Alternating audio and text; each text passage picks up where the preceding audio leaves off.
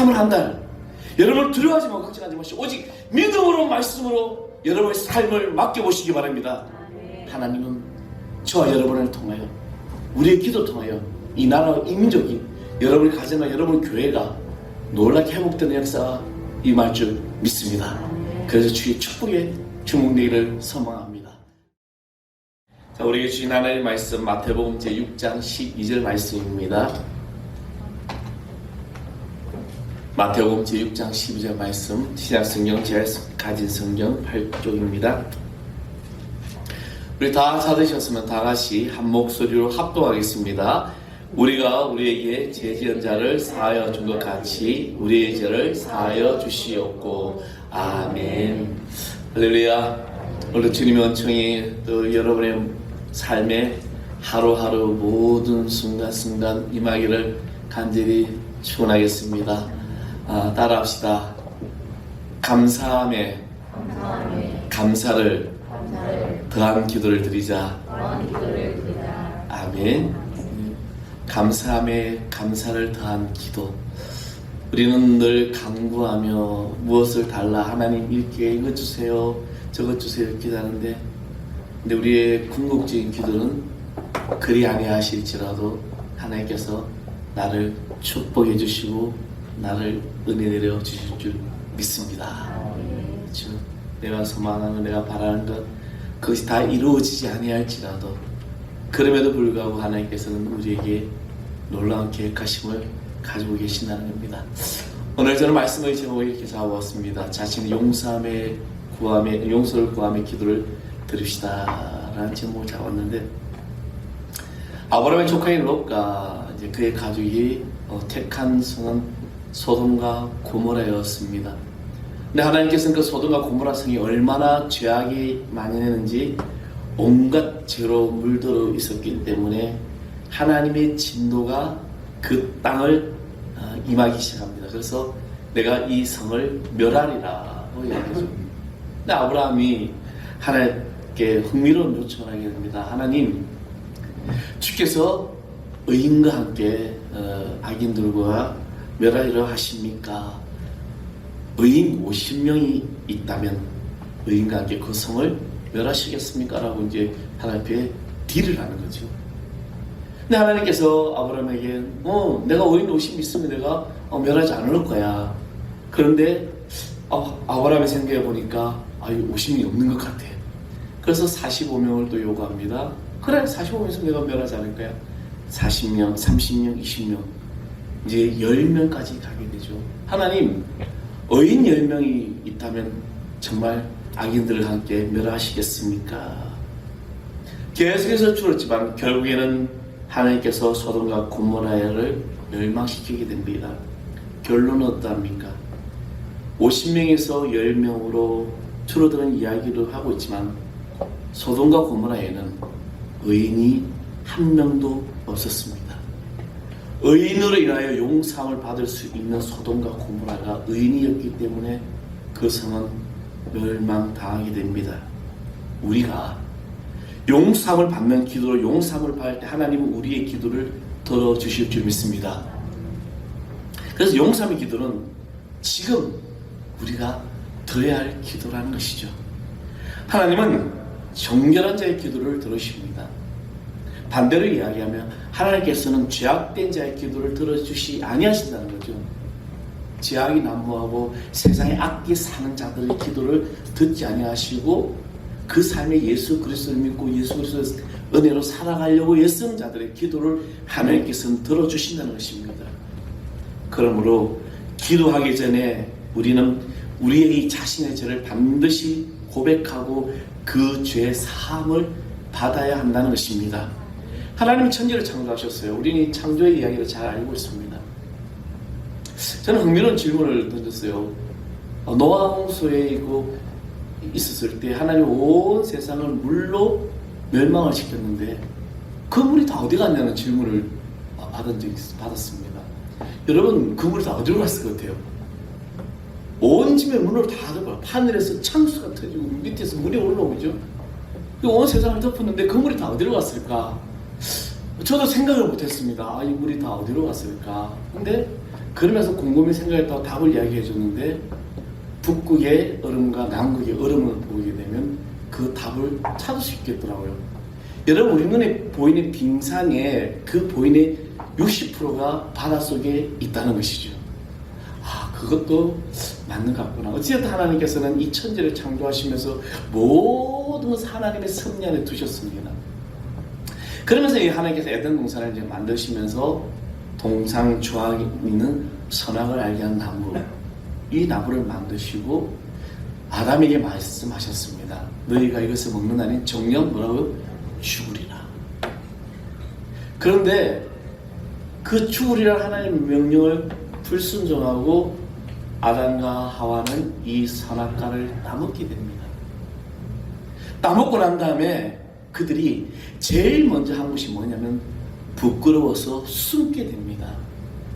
그래서 하나님께서 아담을 찾으십니다. 아담아 내가 어디 있느냐. 이제 창세기 이야기 보면 그렇게 나오죠.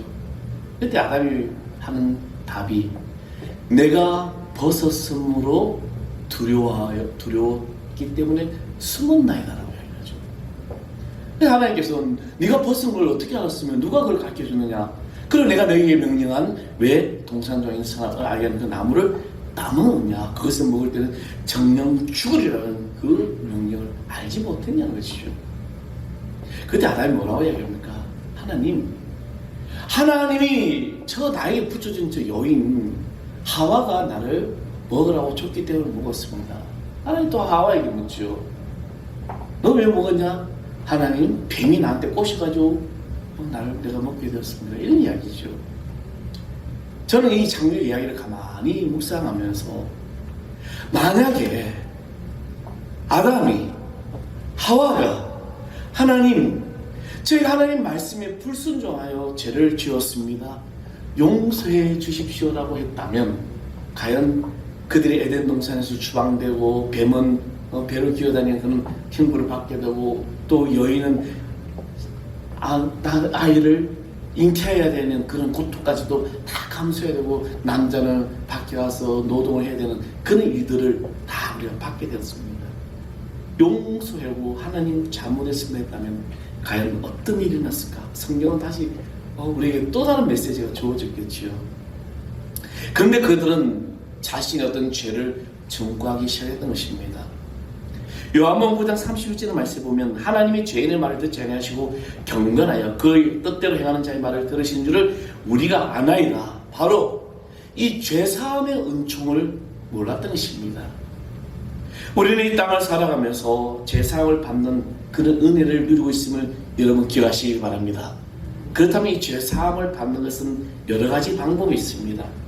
하나님은 사람들의 죄를 사해주는 여러 가지 방법을 성령 말씀을 통해서 우리에게 말씀하고 있습니다. 먼저는 예수 그리스도의 보혈의 피로 그것을 믿어도 죄사함을 받게 된다는 겁니다. 오늘 저와 여러분이 예수 그리스도를 믿습니다. 예수를 영접했다 그러죠. 아멘? 저희 예수를 영접했습니다. 내가 예수 그리스도 영접하였다는 것 자체가 바로 나는 예수 그리스도의 보혈의 피가 내 안에 흐르고 있고 내 모든 죄가 사하여졌다는 겁니다. 믿으십니까? 여러분 이 믿음을 가지고 여러분의 모든 죄가 사하여지신 거예요. 왜냐하면 우리는 그리스도께서 나의 죄를 위해서 십자가에 못 박혀 돌아가시고 마지막 피 한 방에 다 쏟아내셨던 그 어린 양의 피가 바로 우리의 죄를 사함받게 해주셨다는 것입니다. 그래서 에베소 1장 7절에 우리는 그리스도 안에서 그의 은혜의 풍성함에 따라 그의 피로 말미암아 속량 곧 죄사함을 받았느니라. 할렐루야. 오늘 저와 여러분이 이제 이 죄의 어떤 그런 억압에서 자유하고 그 억압에서 내가 해방되고 그 억압에서 어떤 구속의 모든 것에서 누릴 수 있는 것이 바로 내 안에 예수 그리스도의 보혈의 피가 흐르고 있다는 것을 믿는 것입니다. 예수님은 우리의 죄를 위해서 십자가를 지셨기 때문에 내가 그 예수를 믿음으로 말미암아 그 보혈의 피가 내 안에 흐르고 있고 나는 그 보혈의 피로 말미암아 주님의 축복된 자녀로 살아갈 수 있는 이 놀라운 역사가 우리에게 죄사함이라는 것입니다. 또 하나는 하나님의 절대적인 주권으로 죄사함을 주신다는 겁니다. 성경 하나님의 이 주권으로 죄사함에 대해서 여러 이야기를 하는데 그 중에 하나가 마태복음 9장 이제 9장에 나오는 중풍병자 이야기를 여러분 잘 알 겁니다. 어느 예수님께서 한 가정에서 말씀을 적는 설교 말씀하고 있는데 누군가 지붕을 뚫고 중풍병자를 4명이서 줄로 내려서 예수님이 있는 곳에 내려보냅니다. 그들의 간장, 그들의 믿음을 보시고 예수님께서는 그들에게 뭐라고 이야기하십니까? 침상에 누운 중풍병자를 사람들이 데려오거늘 예수께서 그들을 보시고 중풍병자에게 이르시되 작은 자야 안심하라 내 죄 사함을 받았느니라. 할렐루야. 사랑하십니다 여러분. 여러분의 이 간절함의 기도가, 간절함의 이 행동이 하나님께서 우리 모든 죄를 사해 주시는 은혜의 역사가 있을 줄 믿습니다. 지금 내가 당장 기도해서 하나님께서 응답을 주시지 않는다? 여러분 그것 때문에 우리가 실망하고 좌절할 이유가 없는 거예요. 왜? 하나님은 모든 것을 하시고 하나님의 절대적인 주권 안에서 우리 모든 죄를 사하여 주시고 은혜를 내려 주신다는 겁니다. 또 하나는 십자가에 있는 이 한 강도의 이야기죠. 예수님이 골고다의 십자가에 못 박혔을 때 좌우편에 강도가 있는데 한 강도는 예수님을 막 비난하고 저주하면서 막 욕을 하지만 한 강도는 그렇게 하지 않습니다. 자기를 불쌍히 여기달라고 그러죠. 그때 주님께서 누가복음 23장 43절에 예수께서 이르시되 내가 진실로 내게 이르노니 오늘 내가 나와 함께 낙원에 있으리라. 그런 축복을 받게 되는 거죠. 그리고 또 하나는 자기의 죄를 회개할 때 이 죄 사함을 받게 된다는 것입니다. 요한일서 1장 9절에 만일 우리가 우리의 죄를 자백하면 그는 이쁘시고 의로우사 우리를 죄를 사하시며 모든 불의에서 우리를 깨끗게 하실 것이요. 할렐루야. 우리가 우리의 죄를 자복하면 주님께서 우리를 모든 불의에서 깨끗하게 해주신다는 겁니다. 그리고 남을 용서할 때 죄 사함을 받을 수 있는 것입니다. 오늘 우리가 본문에 읽은 말씀, 주님이 가르치신 기도문에 다른 사람의 죄를 용서한 사람이 자신의 죄를 회개할 때 하나님이 용서해 주신다고 하셨습니다. 그러므로 회개할 때 다른 사람의 죄를 용서하는가를 먼저 살펴보아야 한다는 것이죠. 그리고 자신의 죄를 고백하십시오. 회개할 때 하나님께서는 모든 죄를 사하여 주신다는 겁니다. 마태복음 6장 14절에 너희가 사람의 잘못을 용서하면 너희 하늘 아버지께서도 너희의 잘못을 용서하려니와 이렇게 말씀하셨습니다. 누군가 나에게 잘못을 하는 게 많아요. 우리는 세상을 살아가면서 누군가 나를 핍박하고 나를 비난하고 나를 욕하고 나를 저주하고 때로는 내 모든 어떤 악한 일들을 나에게 행할 때가 많습니다. 그런데 우리는 인간의 본성적으로 우리는 그 모습을 보면 어떻게 복수해야지. 너 가만히 안 둘 거야. 우리 어떤 역사적인 드라마를 보면은 막 옛날에 누구를 막 저주하려면 막 인형 만들어 칼로 찌르고 하잖아요. 그런 어떤 잘못된 전통적인 우리 문화가 지금 우리 머릿속에 있다는 겁니다. 근데 성경은 그렇게 가르치지 않습니다. 원수까지도 사랑하라는 거죠. 이게 우리에게 주신 말씀입니다. 그래서 자신에게 누군가가 잘못했다면 그 사람의 용서하고 그리고 자신의 죄를 주님 앞에 고백하면 모든 것을 사하여 주신다는 것입니다. 어떻게 적용하시는지 이거는 하나님의 절대적인 주권입니다. 신학적인 문제는 신학자들이 다루게 하고 우리는 성경의 말씀에 가르친 대로 하면 된다는 것입니다. 주님이 가르쳐주신 기도문에는 우리가 다른 사람을 용서해 줘야 우리의 죄도 용서해 주시겠다고 하십니다. 그러니 자신이 용서함 받아 제사 먹고 구원을 받으려면 다른 사람의 죄도 용서해야 한다는 것입니다. 그리고 타인의 죄도 회개하며 기도를 드려야 한다는 것입니다. 우리는 우리 가족이나 우리 가족 공동체 또 여러분 우리 교회 이웃의 모든 죄 나아가서는 이 민족의 죄까지도 사하여 달라고 기도해야 한다는 것입니다. 그래서 우리의 기도가 그들의 죄가 사해지고 구원을 받을 수 있다는 것입니다. 회개의 기도는 하나님께서 우리에게 주시는 축복입니다. 누가복음 13장 5절에 너에게 이르노니 아니라 너희가 많이 회개치 않으면 다 이와 같이 망하리라고 했습니다. 하나님은 사람의 죄를 사하시기 위하여 회개라는 이 통로를 만들어 주셨습니다. 이것은 사람에게 베푸신 은혜와 축복의 통로인 것입니다. 그러므로 여러분 강단에서 회개하는 이 설교 말씀을 들으면 싫어하지 말고 감사하십시오. 하나님께서 나를 통하여, 이 말씀을 통하여 나의 삶에 주님께서 나를 연단시키고 나를 이끌어주신 하나님의 축복의 말씀이라는 걸 여러분 믿으시고, 그리고 회개할 때마다 하나님께서 여러분의 인생을 모든 것을 변화시켜 줄 줄 믿습니다. 하나님은 장대한 이 연약한 인생들을 살리시기 위하여 회개라는 통로를 만들어 주셨습니다. 여러 번 죄를 지어도 회개를 하면 죄를 용서해 주시고 다시 은혜를 베푸심에 우리는 얼마나 감사합니까? 그러므로 인간은 이 죄를 범하시에 빨리게 되는 것이죠. 그래서 하나님의 은혜를 받을 수 있는 길을 열어놓아 축복의 사람이 되야 된다는 것입니다. 여러분 두려워하지 마십시오. 염려하지 마십시오. 주님은 여러분의 모든 구함의 그 감사함의 기도, 회개의 기도를 다 들어주시고 나를 복 있는 사람으로 쓰신다는 겁니다. 그래서 그 기도를 통하여 여러분 이 한 달 완전히 주님 앞에 메인바 되는 주의 자녀 될 줄 믿습니다. 그래서 주님은 나의 산승이 되고 나의 방패가 되고 나의 요새가 되는 거예요.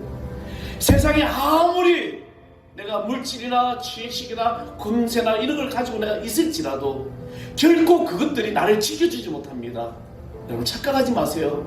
내가 가진 물질, 내가 가진 재능, 내가 가진 힘이 있다고 해서 세상의 위협으로부터 내가 살아날 수 있을까? 저는 얼마 전에 한문철의 블랙박스라는 그 프로를 보면서 이 한문철이 이런 말을 했습니다.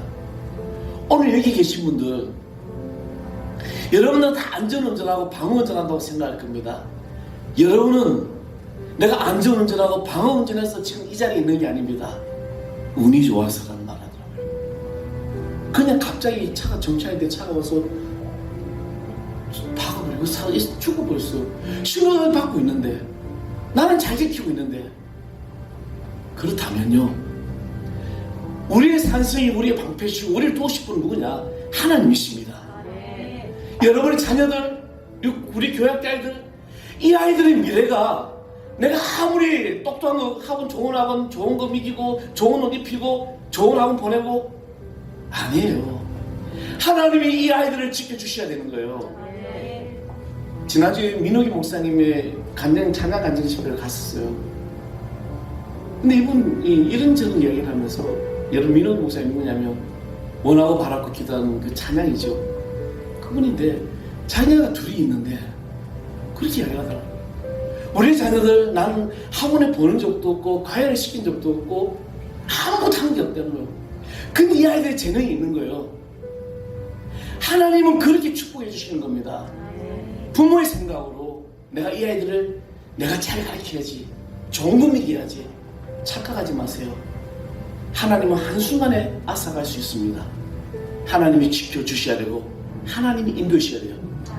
3월 한 달 여러분 두려워하지 말고 걱정하지 마시고 오직 믿음으로 말씀으로 여러분의 삶을 맡겨보시기 바랍니다. 하나님은 저와 여러분을 통하여 우리의 기도 통하여 이 나라와 이 민족이, 여러분의 가정과 여러분의 교회가 놀랍게 회복되는 역사가 임할 줄 믿습니다. 그래서 주의 축복에 주목되기를 소망합니다. 기도하겠습니다. 아버지 하나님 감사합니다. 주의 은혜가 우리 가운데 역사하시고 우리 가운데 충만함을 믿습니다. 주님, 우리가 아무것도 걱정하지 않고 두려워하지 않고 오직 말씀 속에서 이 한 달도 믿음으로 승리하기를 소망합니다. 주여 붙들어 주시옵소서. 우리가 주님 말씀에 따라서 온전히 내어 맡겨가게 하여 주옵소서. 우리 이끄신 예수 그리스도의 이름으로 감사하며 기도합나이다. 아멘.